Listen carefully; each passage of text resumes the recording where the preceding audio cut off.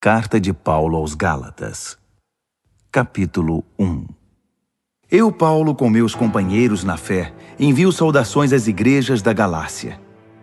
Minha autoridade para escrever a você não vem de ninguém, nem procede de alguém de hierarquia superior, mas diretamente de Jesus, o Messias, e de Deus o Pai, que o ressuscitou dos mortos. Fui convocado por Deus. Quero saudá-los com as belas palavras graça e paz. São belas, pois nos lembram como Jesus nos resgatou do mundo maligno em que vivemos quando se ofereceu em sacrifício por nossos pecados. A vontade de Deus é que experimentemos esse resgate. Glória a Deus para sempre. Amém. Não posso acreditar no que ouvi. Como podem ser tão inconstantes?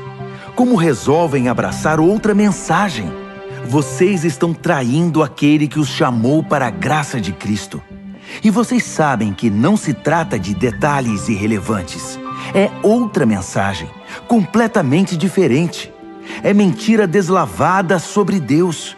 Os responsáveis por essa agitação estão virando a mensagem de Cristo de pernas para o ar. Quero deixar bem claro, se algum de nós, até mesmo um anjo do céu, pregar uma mensagem diferente da verdadeira e original, seja amaldiçoado. Vou repetir, se alguém, não importa a reputação ou as credenciais que possua, pregar uma mensagem diferente da que vocês receberam no início, seja amaldiçoado. Acham que falo desse modo para manipular alguém? Ou para impressionar o próprio Deus? Ou para ganhar aplausos do povo? Se meu alvo fosse popularidade, eu não seria escravo de Cristo. Saibam que a mensagem que transmiti a vocês não é mero discurso motivacional. Eu não a recebi de nenhuma tradição, nem a aprendi em alguma escola. Eu a recebi diretamente de Deus e de Jesus Cristo. Estou certo de que vocês ouviram a história da minha vida quando eu vivia no judaísmo. Na época eu perseguia a Igreja de Deus. Meu objetivo era destruí-la. Ninguém me superava no apego às tradições dos nossos antepassados. Mas Deus tinha planos para a minha vida. Quando eu ainda estava no ventre da minha mãe, Ele me escolheu e me chamou por sua graça, cheia de generosidade. Por sua intervenção, revelou seu Filho a mim para que eu o anunciasse aos outros povos, os que não são judeus. Logo depois desse meu chamado, fui para a Arábia. Não consultei ninguém e não fui a Jerusalém me aconselhar com os que já eram apóstolos. Mais tarde, voltei a Damasco. 3 anos depois, fui a Jerusalém para conhecer Pedro e saber mais sobre a fé. Foram apenas 15 dias, mas que dias aqueles! Com exceção de Tiago, irmão do Senhor, não vi nenhum outro apóstolo. Diante de Deus, estou falando a pura verdade. Então comecei meu ministério nas regiões da Síria e da Cilícia. Mesmo depois de todo aquele tempo, eu ainda não era conhecido nas igrejas cristãs da Judéia. O que sabiam de mim era apenas isto: aquele homem que antes nos perseguia, agora está pregando a mesma mensagem que tentou destruir. E como eles agradeceram a Deus e o adoraram por minha causa.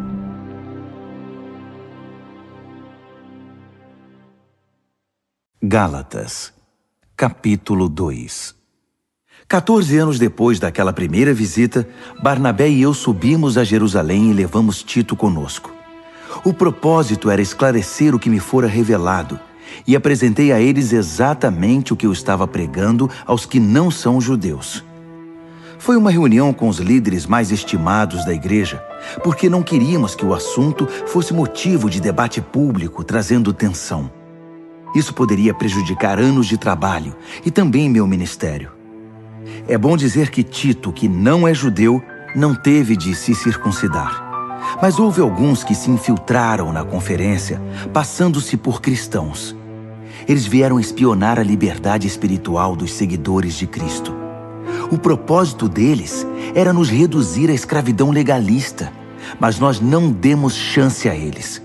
Não podíamos permitir que vocês deixassem de lado a verdadeira mensagem. Quanto aos que eram considerados importantes na igreja, a reputação deles não me incomodou. Eu não me impressiono com aparências. Quanto mais Deus. Nenhum deles acrescentou nada à mensagem que eu prego. Logo ficou evidente que Deus me havia confiado a tarefa de pregar aos não-judeus a mesma mensagem pregada por Pedro aos judeus. Reconhecendo que Deus tinha me chamado, Tiago, Pedro e João, colunas da igreja, receberam a mim e a Barnabé e nos designaram para o ministério aos demais povos. E eles continuavam alcançando os judeus. Apenas acrescentaram um pedido: que nos lembrássemos dos pobres, o que é meu desejo profundo. Depois disso, Pedro veio a Antioquia. Acabei tendo de confrontá-lo, pois ele errou feio. Vou contar como foi. Antes que algumas pessoas da parte de Tiago chegassem à cidade, Pedro comia normalmente com os que não eram judeus. Mas depois que o grupo de Jerusalém chegou, todos conservadores, ele começou a evitar todo contato com seus amigos não-judeus. Isso provou que ele tinha medo do grupo conservador judaico, que tentava fazer valer o velho sistema da circuncisão. Infelizmente, o restante dos judeus da igreja de Antioquia aderiu à hipocrisia, até mesmo Barnabé. Quando vi que eles não se comportavam de acordo com a mensagem, contestei Pedro na frente de todos. Se você, que é judeu, não segue as regras judaicas quando não está sendo observado pelos guardiões de Jerusalém, que direito tem de exigir que os não-judeus se adaptem aos costumes judaicos só para causar boa impressão aos seus velhos amigos de Jerusalém? A verdade é a seguinte: nós, judeus, não somos superiores aos demais pecadores. Sabemos muito bem que não somos justificados diante de Deus por guardar regras, mas apenas pela fé em Jesus Cristo. Como sabemos disso? Nós tentamos, e com o melhor sistema de regras do mundo. Sabendo que ninguém pode agradar a Deus por esforço próprio, cremos no Messias para sermos justificados por Deus. Isso nunca acontecerá por praticarmos o bem. Já perceberam que ainda não somos perfeitos? Grande novidade. Mas vendo que gente como eu, que creu em Cristo e foi justificado por Deus, não é perfeita, teriam vocês a ousadia de acusar Cristo de ser conivente com o pecado? Que acusação leviana! Se eu tentasse ser justo praticando o bem, estaria reconstruindo aquilo que destruí. Estaria agindo como um charlatão.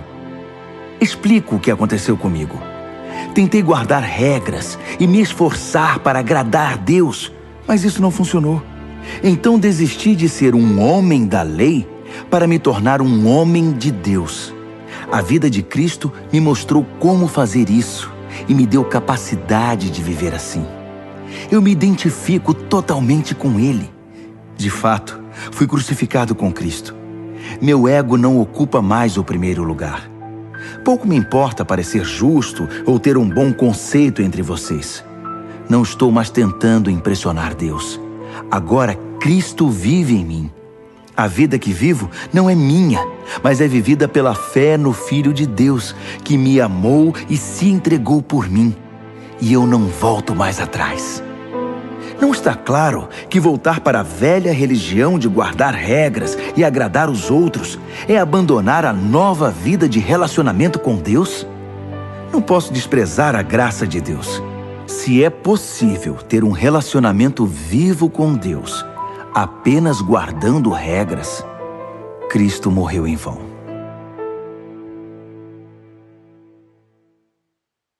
Gálatas, capítulo 3. Meus queridos Gálatas, vocês ficaram malucos.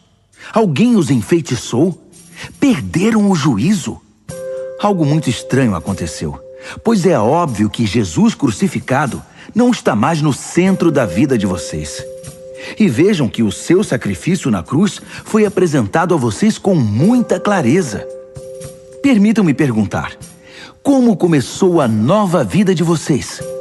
Foi resultado do esforço para agradar a Deus? Ou foi por terem aceitado a mensagem de Deus? Pretendem continuar com essa loucura? É preciso perder o juízo para pensar que é possível completar por esforço próprio aquilo que foi iniciado por Deus. Se vocês não foram capazes o bastante para começar a obra de Deus, acham que podem aperfeiçoá-la? Será que tudo o que sofreram foi inútil? Cuidado! vocês podem perder tudo o que alcançaram. Respondam-me, será que Deus, que os presenteia com sua presença, com seu Espírito Santo, que realizou em vocês o que jamais conseguiriam fazer por esforço próprio, fez tudo isso por causa do esforço de vocês ou porque vocês confiaram a Ele esse trabalho? O que acontece com vocês não é diferente do que ocorreu com Abraão.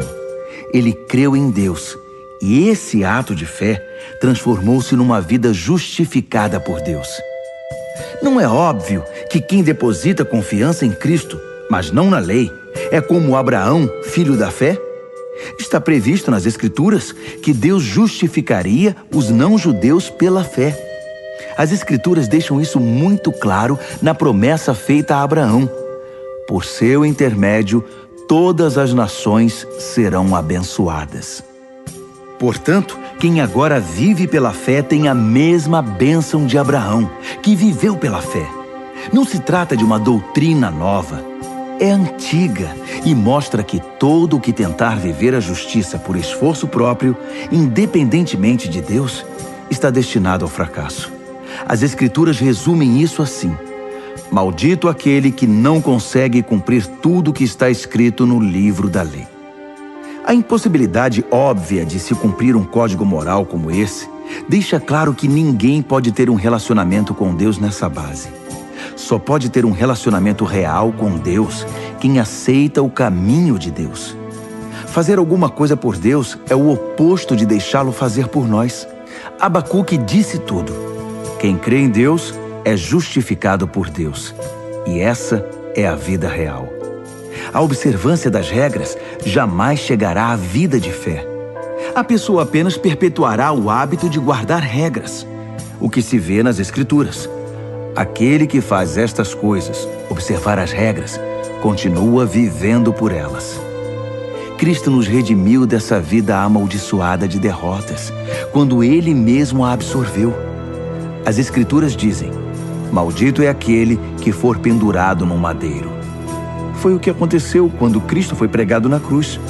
Ele se transformou em maldição e, ao mesmo tempo, deu fim à maldição. Agora, por causa disso, está tudo resolvido. E vemos que a bênção de Abraão está disponível para quem não é judeu também. Todos agora podem receber a vida de Deus, o seu Espírito que está em nós e conosco quando cremos, exatamente como Abraão o recebeu. Amigos, permitam-me citar um fato do cotidiano para ilustrar a vida de liberdade de que estou falando. Quando o testamento de alguém é ratificado, ninguém pode anulá-lo nem acrescentar-lhe nada. É o caso das promessas feitas a Abraão e ao seu descendente.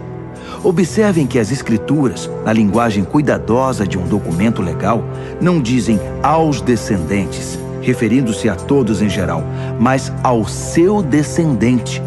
A palavra está no singular, referindo-se a Cristo. Quero explicar esse texto. Um testamento, mais tarde ratificado por Deus, não é anulado por um acréscimo anexado 430 anos mais tarde.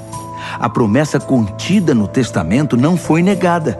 O adendo, com suas instruções e regras, não diz respeito à herança prometida no testamento. Então, qual o objetivo desse adendo que chamamos lei? Foi um acréscimo às promessas originais contidas na aliança feita com Abraão. O propósito da lei era preservar um povo pecador na história da salvação até que Cristo, o descendente, viesse, herdando as promessas e concedendo-as também para nós.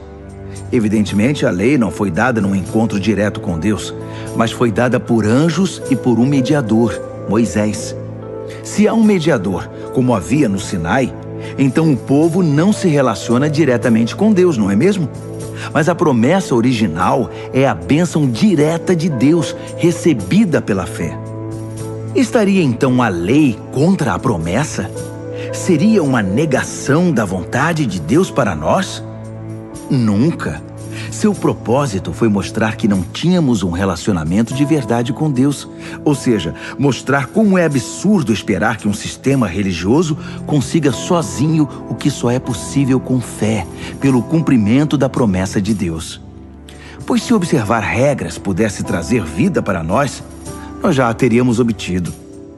A questão é que, enquanto ainda não havíamos chegado a ponto de responder com fé ao Deus vivo, fomos devidamente guardados e protegidos pela lei mosaica. A lei era como aqueles tutores gregos, bem conhecidos de vocês, que conduzem as crianças à escola e as protegem de perigos ou distrações, certificando-se de que chegarão aonde devem ir. Mas agora que chegaram ao destino, não precisam mais desse tutor. Pela fé em Cristo, vocês têm agora um relacionamento direto com Deus. O batismo que receberam em Cristo não foi um simples banho, mas um novo começo. Vocês também passaram a usar novas roupas, roupas de adulto na fé, a vida de Cristo, o cumprimento da promessa original de Deus. Na família de Cristo, não pode haver divisões entre judeus e não-judeus, escravos e livres, homens e mulheres. Entre vocês, todos são iguais. Isto é, nós todos estamos em um relacionamento comum com Jesus Cristo. Agora que são a família de Cristo, vocês são também os famosos descendentes de Abraão, herdeiros de acordo com as promessas da aliança. Gálatas, capítulo 4. Permitam-me mostrar a vocês as implicações disso. Enquanto é menor de idade, o herdeiro não está em posição melhor que a do escravo. Ainda que legalmente seja dono da herança, estará submisso a tutores e administradores até a data estabelecida por seu pai para a emancipação.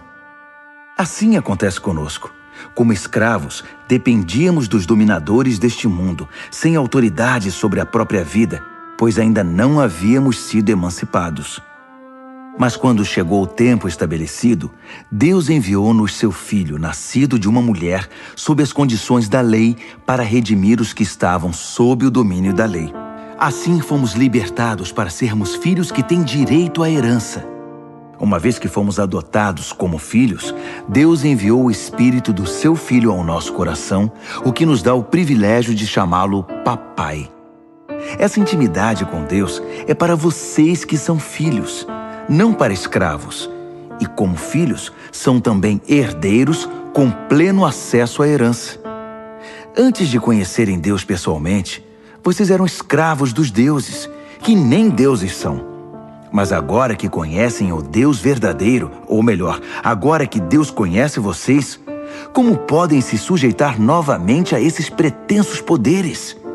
É como temer o bicho-papão.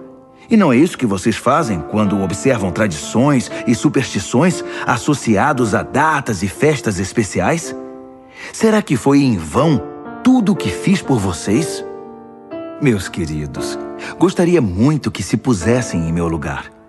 Afinal, foi o que fiz quando estive com vocês. Como vocês foram sensíveis e gentis. Em nada me prejudicaram. Quando preguei para vocês pela primeira vez, estava doente e nem pude prosseguir jornada. Sei que não é fácil receber um hóspede doente, mas vocês me trataram tão bem como se eu fosse um anjo de Deus, ou como se estivessem recebendo o próprio Jesus. O que aconteceu com toda aquela alegria? Sei que vocês teriam me dado os próprios olhos se fosse preciso. Tal era o carinho com que cuidaram de mim. E agora, de uma hora para outra, parece que virei inimigo de vocês? Foi só por dizer a verdade? Não posso acreditar. Os pregadores de heresias tentam agradá-los de todo jeito. É pura bajulação. Eles querem acabar com a liberdade que a graça de Deus dá a vocês. O objetivo deles é fazê-los dependentes da aprovação e da orientação que pretendem dar. Querem apenas se sentir importantes. É muito bom que vocês sempre façam o bem, mesmo quando não estou por perto. Por que mudar de atitude para comigo quando estou longe? Querem saber como me sinto agora, até que a vida de Cristo seja uma realidade na vida de vocês? Como a mãe em dores de parto. Como eu queria estar com vocês. Eu nem falaria nesse tom tão severo, abrindo o coração. E vocês que são viciados na lei, já deram pelo menos uma olhada no que ela diz? Abraão teve 2 filhos, um da escrava e outro da livre. O filho da escrava nasceu por uma iniciativa humana. O filho da livre nasceu pela promessa de Deus. A ilustração é clara. As duas histórias mostram dois modos de relacionamento com Deus. A primeira fala do Monte Sinai, na Arábia. Representa o que acontece em Jerusalém, uma vida escrava que produz escravos como descendentes. É o caminho de Agar.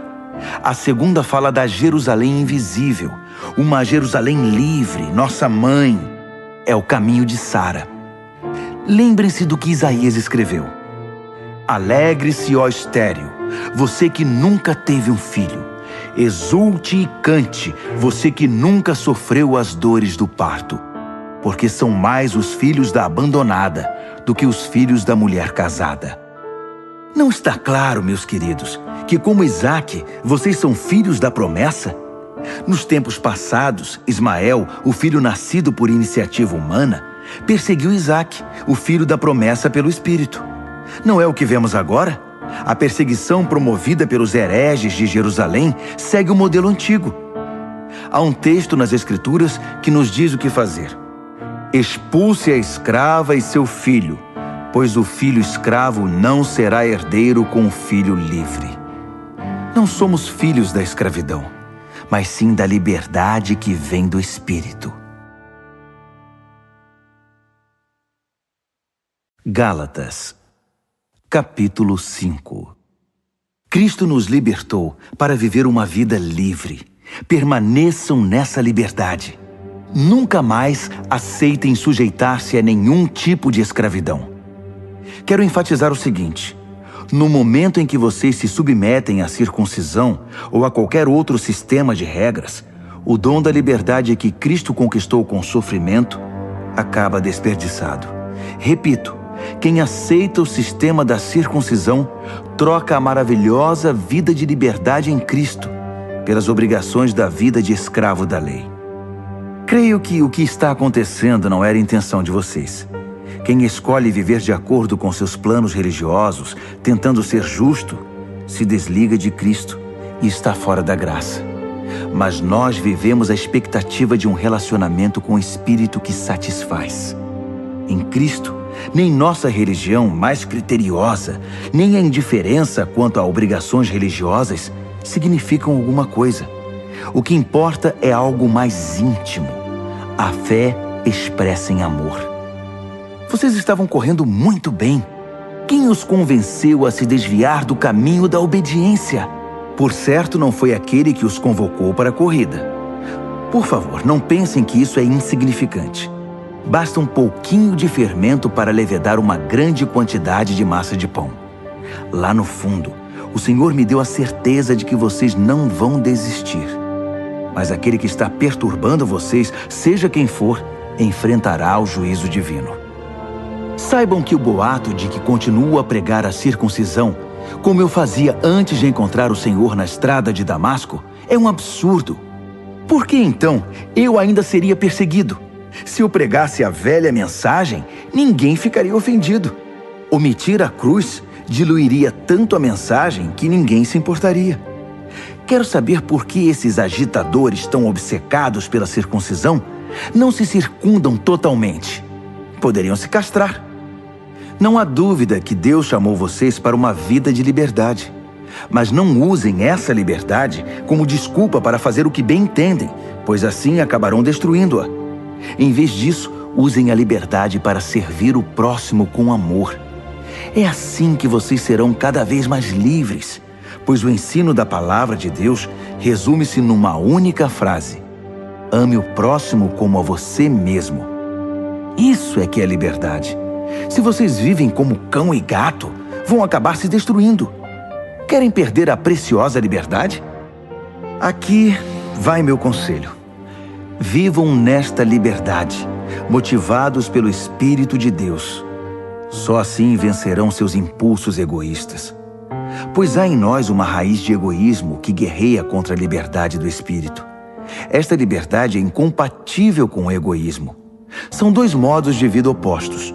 Não dá para viver com os dois. Por que não escolhem o caminho do Espírito? Só por ele poderão fugir dos impulsos inconstantes de uma vida dominada pela lei. Todos conhecem o tipo de vida de uma pessoa que quer fazer o que bem entende. Sexo barato e frequente, mas sem nenhum amor. Vida emocional e mental detonada. Busca frenética por felicidade e sem satisfação. Deuses que não passam de peças decorativas. Religião de espetáculo. Solidão paranoica, competição selvagem, consumismo insaciável, temperamento descontrolado, incapacidade de amar e de ser amado, lares e vidas divididos, coração egoísta e insatisfação constante, costume de desprezar o próximo, vendo todos como rivais, vícios incontroláveis, tristes paródias de vida em comunidade. E se eu fosse continuar, a lista seria enorme. Essa não é a primeira vez que venho advertir vocês. Se usarem a liberdade desse modo, não herdarão o reino de Deus. Mas vamos falar da vida com Deus. O que acontece quando vivemos no caminho de Deus? Deus faz surgir dons em nós, como frutas que nascem num pomar. Afeição pelos outros, uma vida cheia de exuberância, serenidade, disposição de comemorar a vida, um senso de compaixão no íntimo e a convicção de que há algo de sagrado em toda a criação e nas pessoas. Nós nos entregamos de coração a compromissos que importam, sem precisar forçar a barra, e nos tornamos capazes de organizar e direcionar sabiamente nossas habilidades. O legalismo não produz nada disso, apenas atrapalha. Para quem pertence a Cristo, seguir o próprio caminho e deixar para depois as necessidades dos outros são atitudes que ficaram cravadas na cruz. Já que a vida do Espírito é o tipo de vida que escolhemos, convém lembrar que isso não é apenas uma ideia ou um sentimento no coração. Suas implicações devem ser realidade em cada área da nossa vida. Isso significa que não devemos ficar fazendo comparações como se um fosse melhor que o outro. Temos coisa mais importante a fazer na vida. Ninguém é melhor do que ninguém. Cada pessoa tem valor singular e inestimável. Gálatas, capítulo 6. Amigos, vivam com criatividade. Se alguém cair em pecado, restaurem-no com perdão. Guardem as críticas. Vocês podem precisar de perdão antes que o dia termine. Ajam com misericórdia e estendam a mão aos oprimidos. Compartilhem aquilo que pesa a vocês e cumpram desse modo a lei de Cristo. Se pensam que são bons demais para agir assim, estão muito enganados. Cada um examine com cuidado a si mesmo e a maneira segundo a qual está cumprindo a missão que recebeu e dedique atenção total a ela. Não fiquem admirando vocês mesmos, nem se comparando com os outros. Cada um precisa assumir o compromisso de fazer o melhor que puder com sua vida. Vocês, que já chegaram à maturidade, sejam generosos com aqueles que os instruíram, compartilhando com eles tudo o que de bom possuem e experimentam. Não se enganem, ninguém faz Deus de bobo. Toda pessoa colhe o que plantou. Quem planta egoísmo, ignorando a necessidade dos outros e a Deus, colherá o mal. O resultado de sua vida será frutos inúteis. Mas aquele que planta conforme Deus, permitindo que o Espírito faça a obra de crescimento nele, terá uma colheita de verdadeira vida, vida eterna. Portanto, não se cansem de fazer o bem. No tempo certo, teremos uma boa colheita, se não nos desesperarmos nem desistirmos. Cada vez que tivermos chance, trabalhemos para o benefício de todos, a começar pelos mais próximos de nós na comunidade da fé. Nestas linhas finais, chamo a atenção para os traços grossos da minha caligrafia, para ressaltar a importância do que escrevi. Aqueles que tentam impor a vocês a prática da circuncisão têm um único objetivo: querem parecer bons sem fazer esforço, pois não têm coragem de viver a fé que compartilha o sofrimento e a morte de Cristo. A doutrina deles nada é, até porque nem eles guardam a lei. Observam apenas as leis que interessam aos seus propósitos. Eles querem que vocês sejam circuncidados para que possam se orgulhar do sucesso em recrutá-los para o lado deles. Como são desprezíveis! Quanto a mim, não vou me orgulhar de nada, a não ser da cruz do nosso Senhor Jesus Cristo. Por causa daquela cruz, fui crucificado aos olhos do mundo, libertado da atmosfera sufocante, da necessidade de agradar os outros e me encaixar nos padrões mesquinhos ditados por eles. Percebem que esta é a questão principal? Não é o que fazemos, como submeter-se à circuncisão ou rejeitá-la. É o que Deus está fazendo. E Ele está criando algo novo, uma vida livre. Todos os que caminham por esse padrão são um verdadeiro Israel de Deus, seu povo escolhido. Paz e misericórdia sejam com eles. Francamente, não quero mais ser incomodado com essas disputas. Tenho coisas mais importantes para fazer, como viver a fé com seriedade. Trago em meu corpo as cicatrizes do meu trabalho por Jesus. Que tudo o que nos é concedido livremente pelo Senhor Jesus Cristo venha a ser de fato de vocês, meus queridos amigos. Amém.